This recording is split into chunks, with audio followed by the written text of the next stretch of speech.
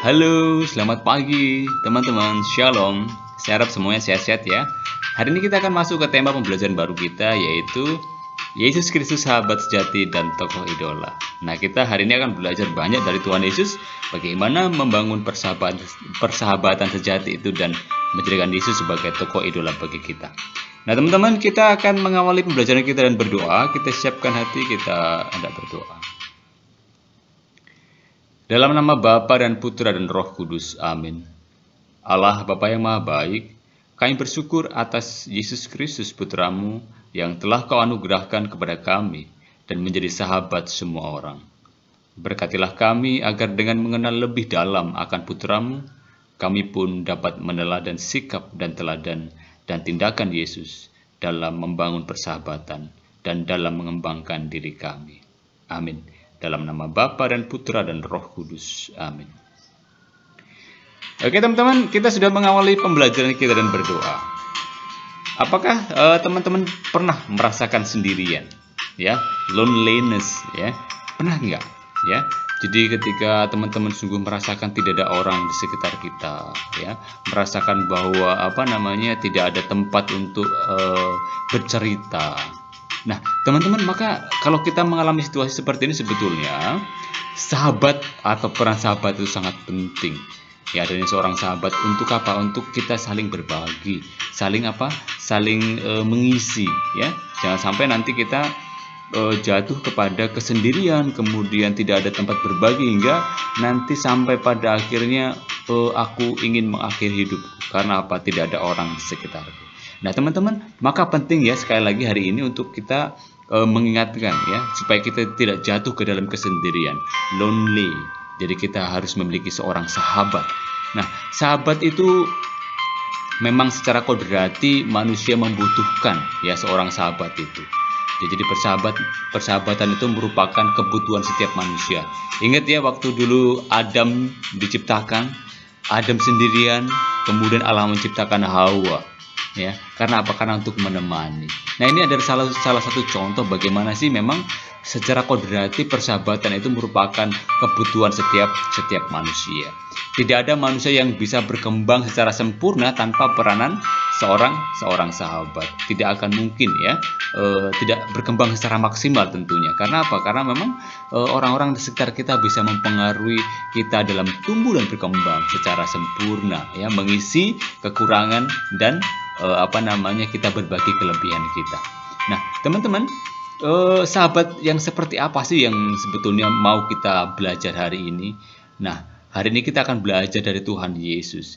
Bagaimana Tuhan Yesus sekali lagi menyebut murid-muridnya sebagai seorang sahabat, ya, sekalipun banyak perbedaan di antara mereka.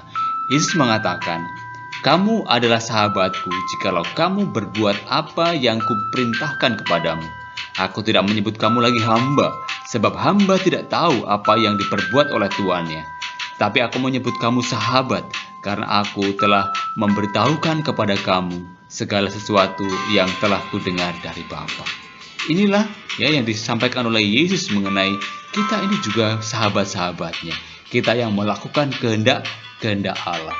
Yesus bukan hanya orang-orang yang sepaham dengan Yesus, tapi sebagai contoh misalnya ada murid yang mengkhianati dia, Yudas Iskariot, ya. Jadi Yudas Iskariot walaupun dia mengkhianati dan menjual Yesus, tetapi tetap menyapa Yudas dengan sebutan sahabat. Dia katakan, "Hai sahabat, untuk itukah kamu datang?" Ya. Jadi inilah yang contoh atau teladan Yesus ya, bagaimana memperlakukan sebagai seorang sahabat. Walaupun Yesus diperlakukan tidak baik ya, dikhianati, tetapi tetap memperlakukan Yudas sebagai seorang sahabat. Ya, paham Yesus tentang makna persahabatan tidak semerta-merta atau tidak sebatas kata-kata kosong, tetapi apa? Tetapi memang Yesus laksanakan. Ya. Jadi tidak ada kasih yang lebih besar daripada kasih seorang yang memberikan nyawanya untuk sahabat-sahabatnya. Ini yang disampaikan oleh Yesus, dan tidak hanya disampaikan tetapi juga dilaksanakan. Dia buktikan sendiri melalui tindakannya dengan rela menanggung sengsara sampai wafat di salib. Ini membuktikan bahwa Yesus rela mengorbankan nyawanya demi kita, sahabat-sahabatnya, ya, demi keselamatan kita. Nah, inilah teladan yang disampaikan, yang dilakukan oleh Tuhan Yesus. Nah, teman-teman, Tuhan Yesus sekali lagi bukan hanya sebagai sahabat, tetapi juga sebagai idola bagi kita. Bagaimana tidak? Ya? Jadi bahwa Yesus menjadi model bagaimana kita yang mencapai kepenuhan hidup sejati kita. Jadi Yesus tampil dengan kepribadian dan tindakan yang sedemikian mempesona. Banyak melaksanakan tindakan-tindakan yang memang sungguh-sungguh bisa kita teladani. Memperhatikan orang-orang yang lemah, memperhatikan orang-orang yang tidak dianggap, para pendosa, orang-orang sakit. Itulah yang dilakukan oleh Yesus dan patut kita jadikan contoh. Yesus sebagai panutan atau idola kita. Kita ingin menjadi seperti Tuhan Yesus. Tidak hanya mengidolakan sebetulnya, tapi kita juga dipanggil untuk tidak sekedar meniru, tetapi melainkan meneruskan dan memperkembangkan apa yang telah dilakukan oleh Yesus. Kita menganggap Yesus sebagai sahabat, juga kita menganggap Yesus sebagai tokoh idola kita. Karena apa? Karena itu menjadi role model. Aku ingin seperti Tuhan Yesus. Jadi bukan hanya meniru, bukan hanya mengidolakan, tapi meneruskan dan memperkembangkan karya-karya yang dilakukan oleh Yesus. Teman-teman, sebagai seorang sahabat, kita diajak untuk sekali lagi memahami persahabatan yang hendak diwartakan oleh Yesus, supaya kita mampu sekali lagi mengembangkan sikap-sikap positif dalam membangun persahabatan sejati kita, sebagaimana dilakukan atau diteladankan oleh Tuhan Yesus. Kita juga diajak sekali lagi untuk mendalami berbagai kepribadian Yesus, agar kita mampu melihat dengan penuh kekaguman kepribadian Yesus itu, agar mampu menempatkan Yesus sebagai idola atau model dalam memperkembangkan diri kita. Itu teman-teman, kita akan belajar dari Tuhan Yesus. Nah, kenapa sih seseorang bisa bersahabat? Kenapa orang bisa menjalin persahabatan itu? Memang dalam kehidupan kita sehari-hari kita bisa tahu, bisa mengenal. Mungkin karena kesamaan hobi, kemudian mungkin kesamaan sifat atau karakter, adanya sikap saling membutuhkan, karena merasa cocok dalam pergaulan dan sebagainya. Ini dalam kehidupan kita sehari-hari. Maka kalau kita sekali lagi ingin membangun persahabatan dengan Yesus, maka sikap-sikap inilah juga harus kita kita bangun, kesamaan hobi. Yesus hobi berbuat kasih, maka kita memang harus juga berbuat kasih. Kemudian sikap saling membutuhkan, kita sungguh-sungguh dalam kehidupan kita sehari-hari, kita juga membutuhkan Tuhan Yesus untuk semakin menguatkan kita dalam proses kehidupan kita. Nah, teman-teman, persahabatan sekali lagi juga merupakan sebuah proses yang tidak terjadi tiba-tiba dan berlangsung dan pasti akan dibangun bukan hanya sebentar, tapi tergantung sekali lagi juga tentang kemampuan masing-masing membangun dan mempertahankan persahabatan itu. Jadi memang kita sebagai pribadi ada yang cepat bergaul, berkomunikasi, tapi juga ada yang cenderung untuk sendiri, atau tidak terlalu terbuka. Nah, maka ini merupakan sebuah proses, kita sadari itu dan kita harus mulai bangun itu. Nah, teman-teman, jadi persahabatan perlu dibangun sebetulnya atas dasar yang pertama, saling percaya. Nah, percaya bahwa apapun yang dilakukan sahabat semata-mata demi kebaikan dan perkembangan yang lebih baik. Sikap saling percaya ini sangat penting untuk membangun sebuah persahabatan. Kemudian sikap saling menerima apa adanya. Jadi memahami bahwa setiap orang itu unik, punya sikap, karakter dan kebiasaan yang berbeda-beda. Kita harus menempatkan sekali lagi kita saling menerima apa adanya teman-teman kita. Kemudian yang berikutnya, saling mengasihi. Nah, memberi bantuan secara tepat, tanpa pamrih, kemudian tidak meninggalkan sahabat pada saat sedang mengalami musibah, bencana, atau dirundung masalah. Inilah yang disebut dengan saling mengasihi. Kita peduli terhadap apa yang dirasakan, apa yang dialami oleh sahabat kita. Kita tidak mungkin meninggalkan mereka.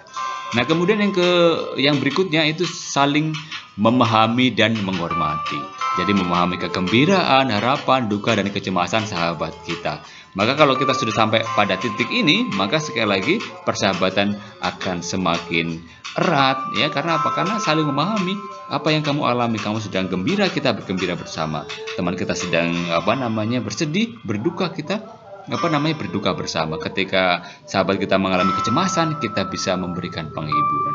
Nah, teman-teman, kita juga sikap yang perlu dibangun yaitu memberi ruang dan waktu, ya. Kalau sahabat kita mengatakan aku butuh waktu sendiri untuk bermenung, ya, kita juga harus memberikan waktu itu, ya. Kapan harus bersama? Yuk kita kerjakan sesuatu. Aku membutuhkan kamu, aku ingin cerita. Maka ini sekali lagi memberi ruang dan waktu. Nah, teman-teman, jadi persahabatan juga perlu menghindarkan dari sikap-sikap yang sekali lagi bisa merusak persahabatan itu. Salah satunya adalah sikap egoisme. Jadi kalau kita memiliki sikap ini, maka ini harus segera dihilangkan, ya, karena memang sikap egoisme ini mementingkan dan mencari keuntungan diri sendiri. Yang penting saya, ya. Kalau sedang kita butuh, kita dekat dengan sahabat kita. Tetapi ketika kita tidak membutuhkan sahabat kita, kemudian kita meninggalkan. Nah, ini yang disebut dengan sikap egois, dan ini harus kita hindari. Kemudian yang berikutnya adalah kebohongan. Nah, dalam persahabatan diperlukan sebuah kejujuran, ya, tetapi kejujuran perlu ditempatkan, ya, dan disampaikan secara bijaksana agar sahabat kita bisa menerima tanpa marah atau sakit hati, ya. Misalkan ada suatu kekurangan, ya, dengan sahabat kita bisa sampaikan, tetapi harus dengan cara yang baik, ya. Supaya sekali lagi tidak timbul marah atau sakit hati. Nah, kebohongan ini juga, ya, sekali kita berbohong, maka kadang-kadang sahabat kita menjadi tidak percaya, ya, kepada kita, kan.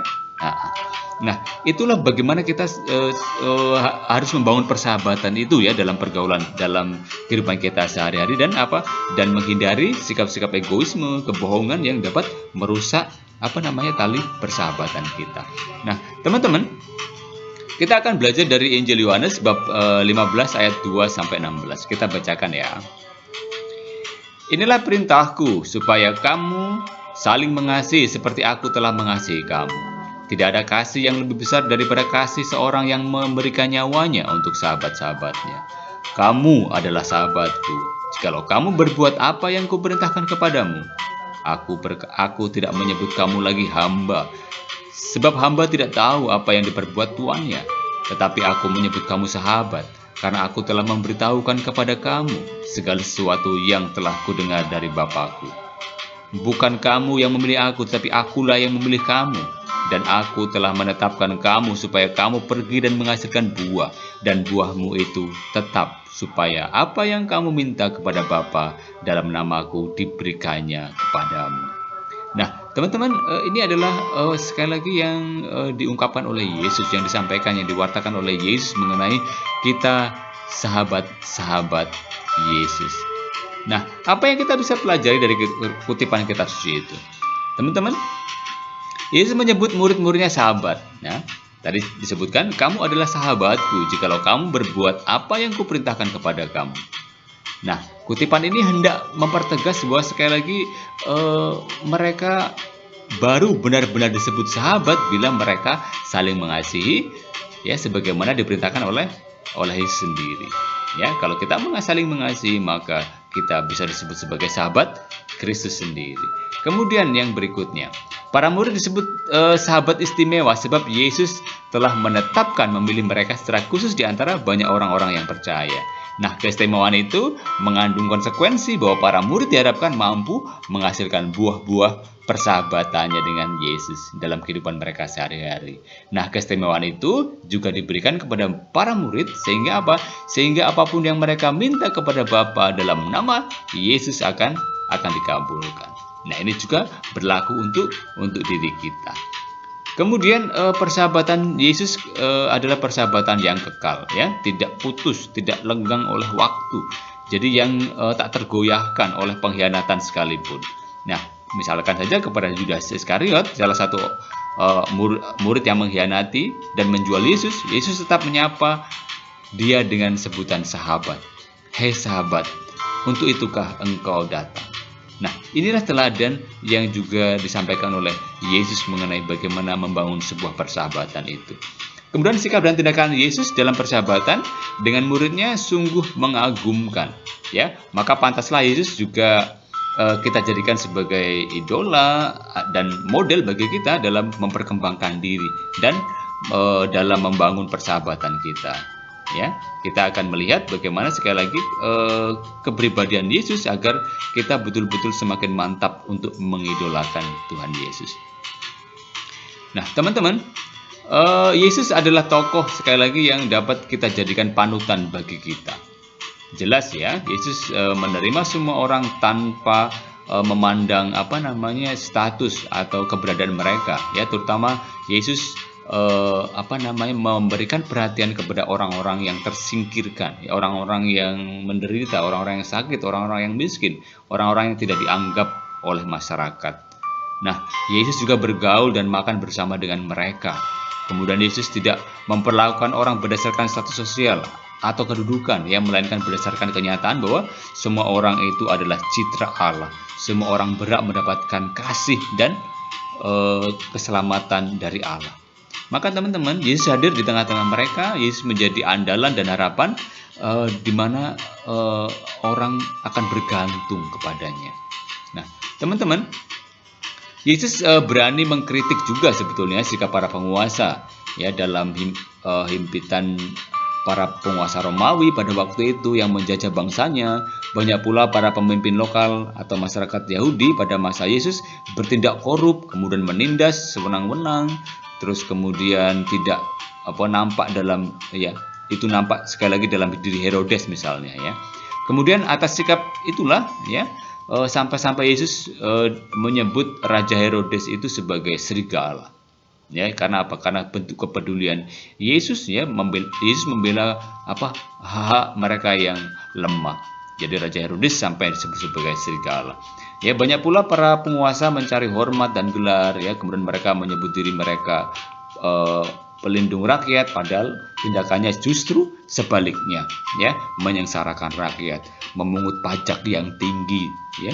Nah, jadi inilah yang sekali lagi yang dilakukan oleh Yesus, ya. Mereka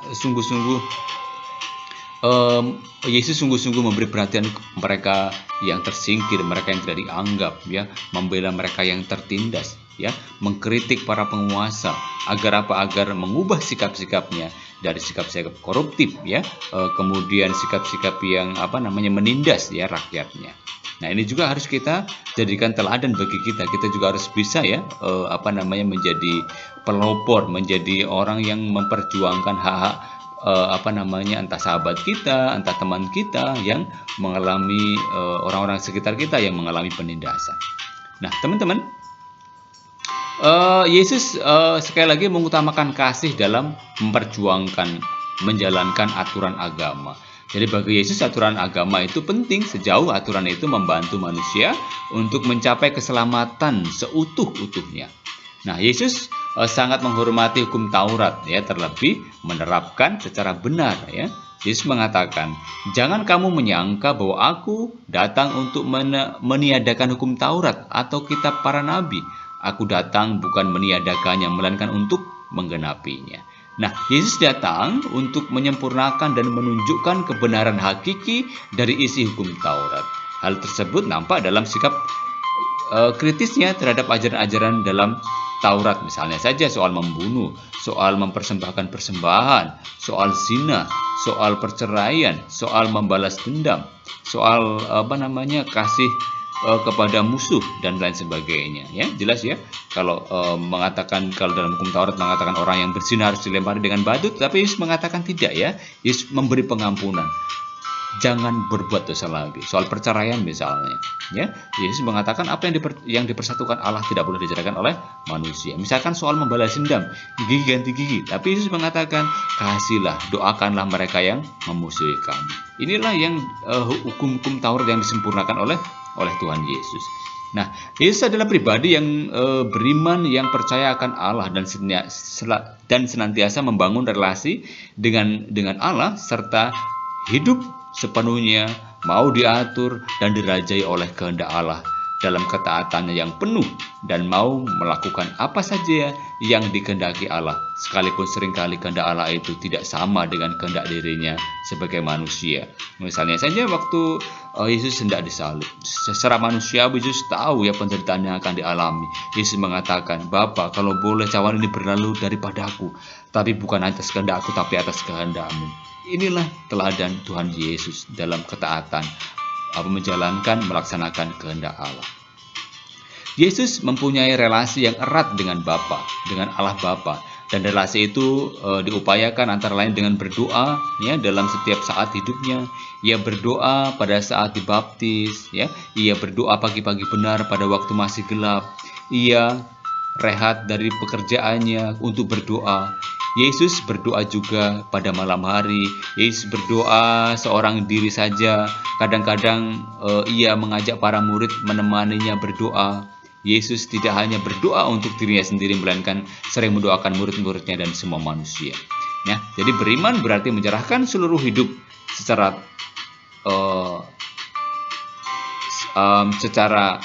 telak dan sadar dan untuk melakukan kehendak Bapa. Ya, sekali lagi beriman berarti menyerahkan seluruh hidupnya secara total ya dan sadar untuk melakukan kehendak Bapa. Nah, Yesus berkata, "Makananku ialah melakukan kehendak Dia yang mengutus aku dan menyelesaikan pekerjaannya." Nah, Yesus melupakan keinginannya sendiri demi Bapa. "Bapa, kalau boleh ya, jauhkanlah daripadaku penderitaan yang harus aku alami, tetapi jangan menurut kemauanku, melainkan menurut kehendak Bapa saja."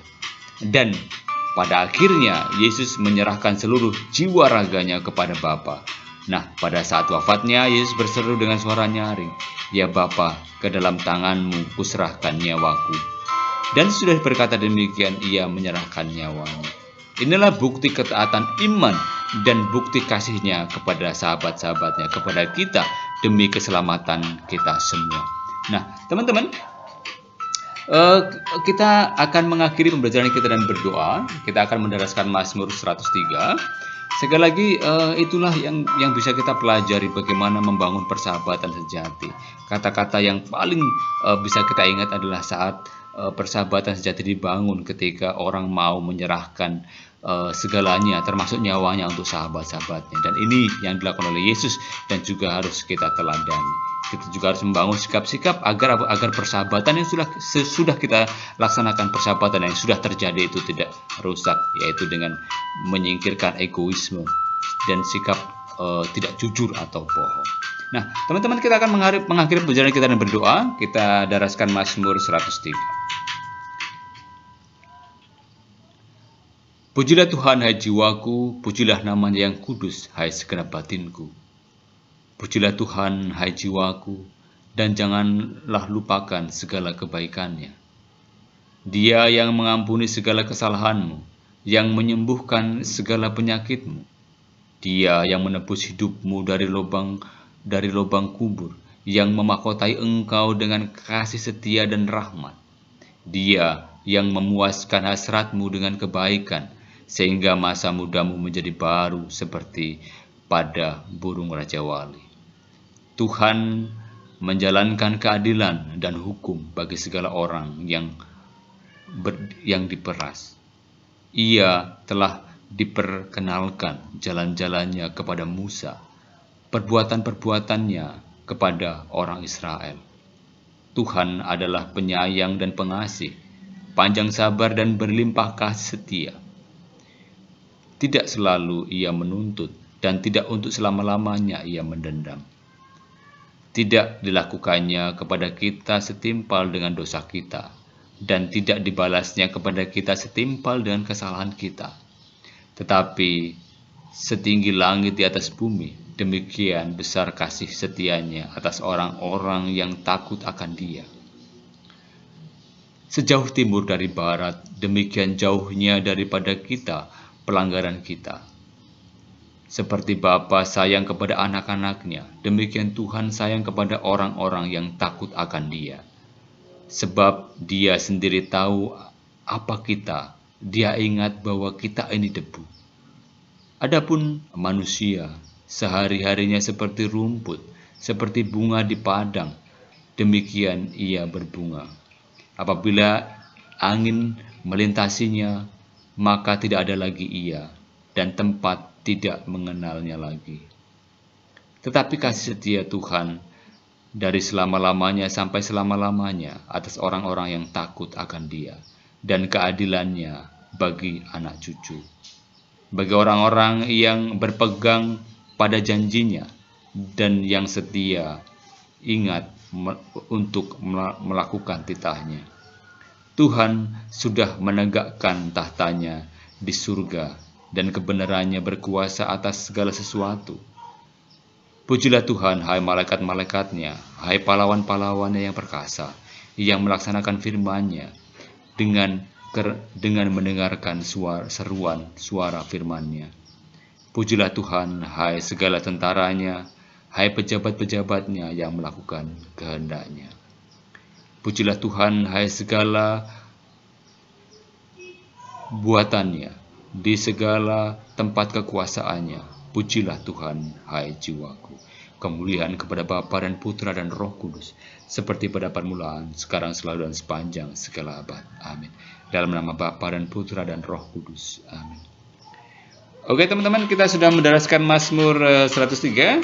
Kita untuk penilaian kita ada yang harus kalian kerjakan ya, tidak banyak. Ya, rumuskan pengertian sahabat menurut Yesus ya. Tadi kita sudah belajar ya. Yesus ya berikan contoh bagaimana menjadi sahabat itu. Kan Pak Yesus menjadi idola kita ya. Kemudian ketiga, jelaskan apa yang merusak sebuah persahabatan.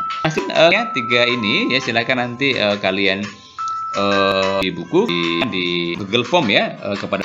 Demikian kita hari ini, kita sungguh-sungguh menjadi sahabat bagi Tuhan Yesus. Tuhan dalam bagi kita dalam kita sehari-hari. Oke, di video pembelajaran berikutnya akan tombol di channel DMSOS, silahkan subscribe supaya kita tidak tertinggal materi atau pelajarannya. Tuhan memberkati. Halo.